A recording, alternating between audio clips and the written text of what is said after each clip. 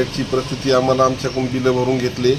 2 महिन्याखाली आम्हाला लाईट पद्धतशीर देतात म्हणून आमच्याकडून बिलं भरून घेऊन नेले ना. आता आम्हाला 6-7 ते 11पर्यंत बंद ठेवून आम्हाला अशी ह्या पद्धतीची लाईट द्यायली.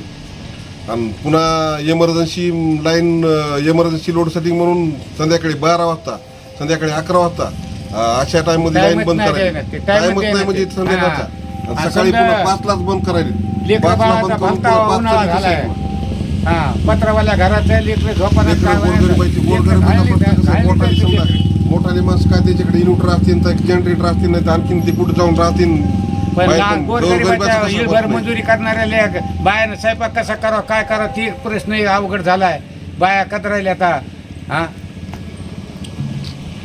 आणि ते ऊसाचं बिल सुद्धा नाही पडलं. त्याच्यातून कारखान्या संदर्भामध्ये एक शेतकऱ्याचे 4 महिने झाले ऊस जाऊन, आणि 4 महिने ऊस जाऊन आणखीन बिलाची बिल कुठल्याच वाढ तर नाहीच नाही. पण बिल आमचे आणखीन 4 महिन्यापासून आणखीन बिल आलेले नाही.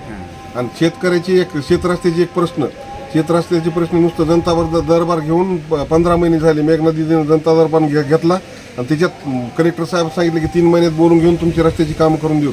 2 वर्ष होऊन चालले तरी ते 3 महिने त्याची व्हायची झालीत कलेक्टर साहेबाची. आणि रस्त्याचे आमच्या कुठलेच प्रश्न सुटलेले नाहीत. मानव तालुक्यामध्ये कुठलाच रस्ता झालेला नाही. खूपच अडचणीत आहे शेतकरी.